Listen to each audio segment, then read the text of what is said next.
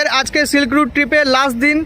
তোমাদের সবার ট্রিপ কেমন লেগেছে সেটা এখানে বলবে, আর 1 by 1 বলো কি কি ভালো হয়েছে কি কি খারাপ হয়েছে সেটাও বলবে।